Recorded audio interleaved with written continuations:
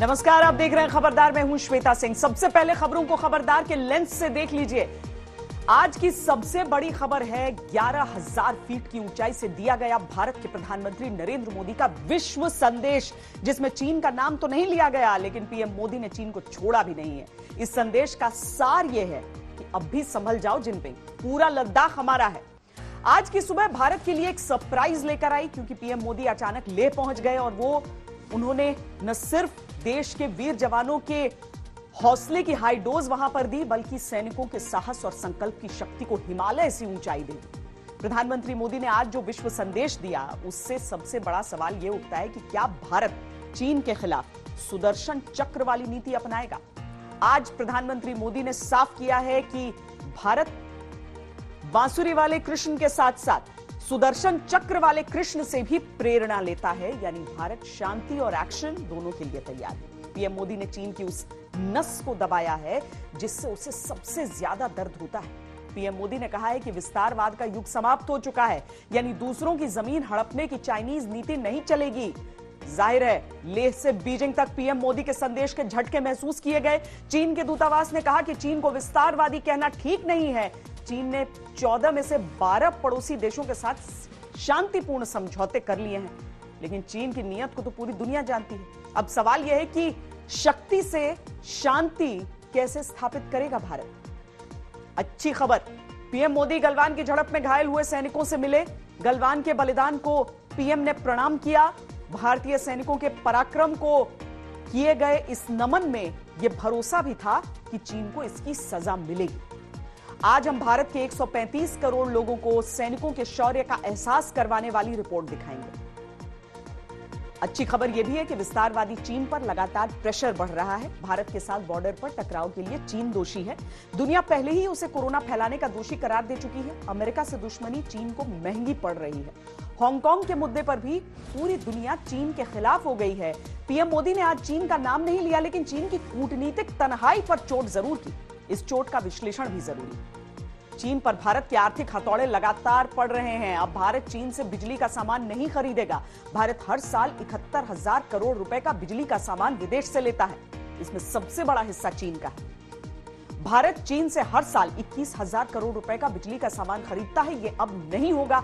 इस तरह की हर चोट ड्रैगन को गिराने का काम करेगी और भारत की कोरोना वैक्सीन 15 अगस्त को लॉन्च हो सकती है। आईसीएमआर ने क्लिनिकल ट्रायल करने वाली संस्थाओं से 7 जुलाई से ट्रायल शुरू करने को कहा है। हालांकि अंतिम परिणाम क्लिनिकल ट्रायल के कामयाब रहने पर ही निर्भर है। कई एक्सपर्ट इसे जल्दबाजी कह रहे हैं, लेकिन भारत पूरी ताकत से इस दिशा में कोशिश करने जा रहा है। लेकिन सबसे पहले 11,000 फीट की ऊंचाई से दिए गए प्रधानमंत्री नरेंद्र मोदी के विश्व संदेश का विश्लेषण करते हैं। जब कोई मुश्किल परिस्थिति बनी हो, खासकर राष्ट्रीय स्वाभिमान के मसले पर, तो वो व्यक्ति जो देश की अगुवाई कर रहा हो, उसके दिए हुए संकेत इतिहास की किताबों में दर्ज होते हैं। इस समय चीन के फ्रंट पर भारत दशकों के सबसे बड़ी चुनौती का सामना कर रहा है। ऐसे में जिसे अंग्रेजी में कहते हैं लीडिंग फ्रॉम द फ्रंट, प्रधानमंत्री नरेंद्र मोदी पहले से बिना प्लान की घोषणा किए लद्दाख के दौरे पर पहुंच गए। उन्होंने वहां भारतीय सेना के नेतृत्व से मुलाकात की और सेना, एयरफोर्स और आईटीबीपी के जवानों से संवाद किया। प्रधानमंत्री मोदी सीडीएस जनरल बिपिन रावत और सेना प्रमुख जनरल एमएम नरवणे के साथ लेह से आगे 11,000 फीट की ऊंचाई वाले निमू तक गए। आज पीएम मोदी के दौरे का जो सार है, वो राष्ट्रकवि रामधारी सिंह दिनकर की उन पंक्तियों में भी छिपा है, जिन्हें आज खुद प्रधानमंत्री मोदी ने सुनाया। जिनके सिंहनाद से सहमी धरती रही अभी तक डोल, कलम आज उनकी जय बोल।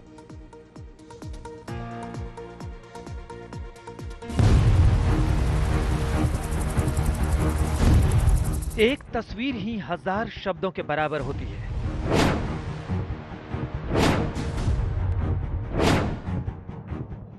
लद्दाख से तो आज भारत के स्वाभिमान का पूरा एल्बम आया है। प्रधानमंत्री नरेंद्र मोदी के चौंका देने वाले लद्दाख दौरे ने एलएसी के तनाव पर बीजिंग तक धमक पहुंचा दी है। भारत माता की जय! भारत माता की जय! शुक्रवार की सुबह 7 बजे प्रधानमंत्री लेह पहुंच चुके थे। साथ में थे chief of defence staff general Bipin Rawat और सेना प्रमुख जनरल एमएम नरवणे। लेह से आगे प्रधानमंत्री मोदी 11,000 फीट ऊंचे नीमू तक गए। एलएसी पर तैनात सैनिकों से मिले, उनसे सीधे बात करने, संदेश देने, ये बताने कि 2020 का भारत आपके दम से चीन के दबाव में आने वाला नहीं है। अभी जो विस्तारवादी चीन तक प्रधानमंत्री मोदी की चोट सीधी थी। कहने को तो प्रधानमंत्री नरेंद्र मोदी ने चीन का नाम नहीं लिया था, लेकिन भारत में चीन के दूतावास की प्रतिक्रिया आ गई। चीनी दूतावास के प्रवक्ता जी रोंग ने बयान जारी कर कहा, चीन ने 14 में से 12 पड़ोसियों के साथ शांतिपूर्ण बातचीत से सरहद तय कर ली, जमीनी सीमा को मित्रतापूर्ण सहयोग के भरोसे में बदल दिया। चीन को विस्तारवादी कहना निराधार है, बढ़ा चढ़ाकर कहना है और पड़ोसियों के साथ विवाद पर मनगढ़ंत बातें करना है। चीन ने अर्धसत्य कहा। चीन का लैंड बॉर्डर का विवाद कई देशों से सुलझा है, लेकिन दक्षिण चीन सागर में उसका कई पड़ोसी देशों के अधिकार क्षेत्रों पर रवैया कैसा है, ये हर कोई जानता है। भारत के साथ चीन ने 3,400 किलोमीटर लंबे एलएसी पर विवाद ही नहीं कर रखा है, बल्कि अक्साई चीन और पाकिस्तान से मिले पीओके के हिस्सों को उसने खैरात में पा लिया है। सच पूछा जाए तो चीन भारत का पड़ोसी ही नहीं है, क्योंकि जिस तिब्बत पर चीन ने कब्जा कर रखा है वो भारत का असली पड़ोसी है। इसीलिए 2020 की परिस्थितियों में प्रधानमंत्री नरेंद्र मोदी चीन को ये जताने लद्दाख तक गए कि वो अब मंसूबे पालना छोड़ दे। प्रधानमंत्री मोदी जब लद्दाख में मौजूद थे, तभी चीन के विदेश मंत्रालय की एक प्रतिक्रिया भी आई थी, जो बड़ी दिलचस्प थी, जिसमें चीन की पकड़ी गई चोरी पर उल्टा दोष मढ़ने की कोशिश थी। भारत और चीन संपर्क में है और तनाव घटाने के लिए सैन्य और कूटनीतिक माध्यमों से बातचीत कर रहे हैं। किसी पक्ष को कोई ऐसा कदम नहीं उठाना चाहिए जिससे इस समय मुश्किल परिस्थिति बने। चीन ने खुद को भारत से 5 गुना जीडीपी और बड़ी सैन्य शक्ति वाला देश मानकर ये ख्याली पुलाव बना लिए थे कि वो अपनी हिमाकत से भारत पर दबाव बनाने में भी कामयाब होगा। चीन की चालों के खिलाफ भारत हर मोर्चे पर सीधी टक्कर देने उतर आया है। विदेश सचिव हर्ष श्रृंगला ने आज भारत में जापान के राजदूत सतोशी सुजुकी को एलएसी के तनाव की जानकारी दी। जापान के राजदूत सतोशी सुजुकी ने लिखा भी, विदेश सचिव श्रृंगला से अच्छी बातचीत हुई। मैंने एलएसी पर उनकी ब्रीफिंग और भारत सरकार के शांतिपूर्ण ढंग से मामले को सुलझाने की नीति की प्रशंसा की है। जापान बातचीत से शांतिपूर्ण हल होने की उम्मीद करता है। जापान यथास्थिति को बदलने की एक तरफा कोशिश का विरोध करता है। जापान से पहले भारत के विदेश सचिव अमेरिका, फ्रांस, जर्मनी और रूस को भी एलएसी के तनाव की जानकारी दे चुके हैं। लेह से मंजीत नेगी और दिल्ली से गीता मोहन के साथ आज तक ब्यूरो। चीन पर तरह तरह के प्रेशर हैं। भारत के साथ बॉर्डर पर टकराव पर वो बार बार माइंड गेम खेल रहा है और खुद को ताकतवर बताने की कोशिश कर रहा है। उसका मकसद है कि भारत किसी तरह से दबाव में आ जाए, लेकिन भारत ने साफ बता दिया कि हमारी जमीन की तरफ आंख उठाकर मत देखना। भारत के आक्रामक तेवर चीन से बर्दाश्त नहीं हो रहे। कोरोना संक्रमण फैलाने के मुद्दे पर पूरी दुनिया चीन को दोषी बताकर उसे घेर रही है। हांगकांग के काले कानून का मुद्दा चीन के लिए गले की फांस बन गया। अमेरिका, ब्रिटेन, ऑस्ट्रेलिया, भारत सहित तमाम देश चीन के खिलाफ हैं। अमेरिका के साथ ट्रेड वॉर हर गुजरते दिन के साथ तनावपूर्ण होता जा रहा है। अमेरिकी राष्ट्रपति ट्रंप कह रहे हैं कि चीन के प्रति उनका गुस्सा बढ़ता जा रहा है। अमेरिका भारत के पक्ष में खुलकर बोल रहा है। रूस के साथ भारत की डील चीन पर दबाव डालने वाली कूटनीतिक घटना है। चीन से अच्छे संबंध होने पर भी रूस भारत का मददगार है। चीन की कूटनीतिक तन्हाई भी अब फोकस में आ गई है। जो देश चीन से नाराज हैं या तटस्थ हैं, वो भी अब भारत के साथ आ रहे हैं। चीन अकेला पड़ता जा रहा है। ऐसे में उसके पास एक ही हथियार है और वो है प्रोपेगेंडा। इसके तहत वो ग्लोबल टाइम्स के संपादकों से बात करके उनके लेख लिखवाता है, ट्वीट करवाता है। ऐसा लगता है कि ग्लोबल टाइम्स के एडिटर इन चीफ ने तो चीन की सेना पीएलए की मार्केटिंग का जिम्मा उठा लिया।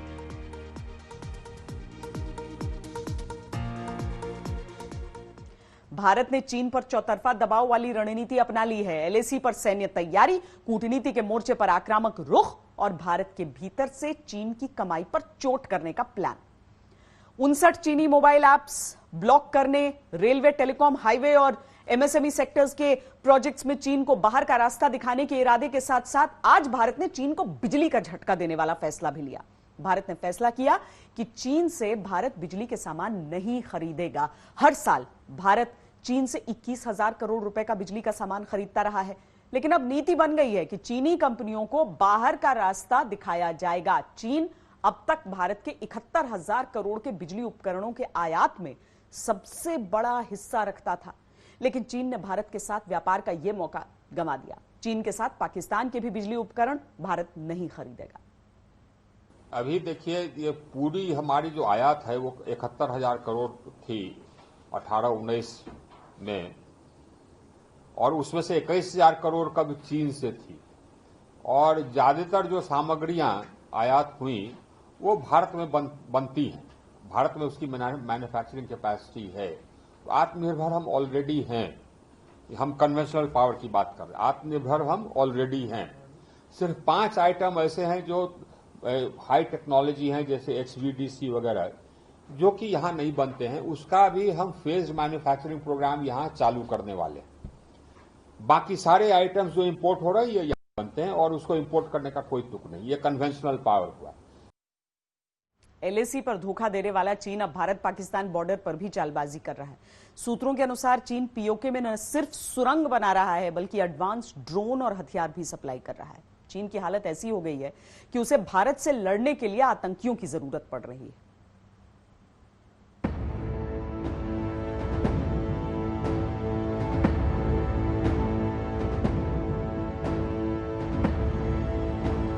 चीन चालबाजी से बाज आए, ऐसा कैसे हो सकता है? LAC पर धोखेबाजी कर रहा है तो POK में भी साजिश रच रहा है। अपने दोस्त पाकिस्तान के साथ मिलकर चीन ने यहां भी मोर्चा खोल दिया। सूत्रों के मुताबिक चीन पाकिस्तान के खैबर पख्तूनख्वा से POK के मुजफ्फराबाद तक सुरंग बना रहा है। पाकिस्तानी सेना की इस सुरंग को चीन के टेक्नीशियन तैयार कर रहे हैं। इस सुरंग से खैबर पख्तूनख्वा से POK की न सिर्फ दूरी कम हो जाएगी, बल्कि पाकिस्तानी सेना की POK तक पहुंच आसान हो जाएगी। चीन की चालबाजी लाइन ऑफ एक्चुअल कंट्रोल पर जहां सिर चढ़कर बोल रही है, तो वहीं अपने पिछलग्गू पाकिस्तान को भी चीन ने इस डर्टी प्लान में शामिल कर लिया है। आज तक को खुफिया सूत्रों ने जानकारी दी है कि चीन पाकिस्तान के मानसेरा और मुजफ्फराबाद में स्ट्रेटेजिक टनल बना रहा है, जिसका सीधा और साफ मकसद है भारत को नुकसान पहुंचाना। चीन का मकसद LOC पर भारत को उलझाने का है। इसके लिए चीन ने पाकिस्तान को विंग लुंग 2 ड्रोन मुहैया करवाया है। यह एडवांस ड्रोन की तैनाती LOC से सटे POK में की गई है, जिनमें बोई, मदारपुर, फगोश और देवलियां खास है। ये जो UAVs हैं, इससे वो air to surface missiles, anti tank missiles और ग्राउंड बॉम्ब फेंकने की काबिलियत रखते हैं। ये medium altitude long range drones हैं। इसका एंड्योरेंस तकरीबन 20 घंटे, एरिया ऑफ ऑपरेशन पर 1500 किलोमीटर, पेलोड लेने की काबिलियत तकरीबन 400 किलोग्राम। सूत्रों के मुताबिक चीन के दखल के बाद LOC पर पाकिस्तानी सेना का जमावड़ा बढ़ा है। फॉरवर्ड फ्रंट पर SSG कमांडो की संख्या बढ़ाई गई। चीन लगातार इस मोर्चे पर हथियार भी पहुंचा रहा है। पिछले कुछ महीने में LOC पर सीज फायर के बढ़ते उल्लंघन भी चीन और पाकिस्तानी गठजोड़ की पोल खोल रही है। कोरोना काल में ही पाकिस्तान ने करीब 2500 बार सीज फायर तोड़ा। चीन अब POK में जिंदगी भर के लिए है। It's a fait accompli. जो चीन कहता है, चीन एक तरफ कहता है कि हिंदुस्तान पाकिस्तान के साथ अपना समझौता कर ले, लेकिन चीन की मंशा है कि वो POK में जिंदगी भर रहे। क्यों? क्योंकि CPEC जो है, उसको जो रास्ता है वो POK से होकर के गुजरता है। सूत्रों के मुताबिक पाकिस्तान ने पंजाब इंटरनेशनल बॉर्डर पर भी हलचल तेज की है। यहां भी पाकिस्तानी फाइटर प्लेन और सेना की तैनाती बढ़ी है। ये भी दोनों देशों के डर्टी गठजोड़ का ही नतीजा है। पाकिस्तान के कंधे पर बंदूक रखकर साजिश रचने वाले चीन को यह समझ लेना चाहिए कि ये 2020 का भारत है। ये भारत पाकिस्तान के अंदर घुसकर सर्जिकल स्ट्राइक और एयर स्ट्राइक भी करता है, जिसका दर्द पाकिस्तान भली भांति समझता है।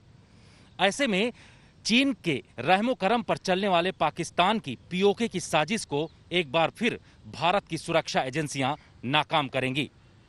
कैमरामैन संजीव कुमार के साथ जितेंद्र सिंह, आज तक। देश में कोरोना के मामले तेजी से बढ़ रहे हैं, लेकिन अगर सब कुछ ठीक रहा तो 15 अगस्त को लाल किले की प्राचीर से प्रधानमंत्री नरेंद्र मोदी दुनिया को सबसे बड़ी खुशखबरी दे सकते हैं। आईसीएमआर ने कोवैक्सीन के ह्यूमन ट्रायल को मंजूरी दे दी है। उम्मीद की जा रही है कि अगर यह ट्रायल सफल रहा तो 15 अगस्त को वैक्सीन लॉन्च कर दी जाएगी।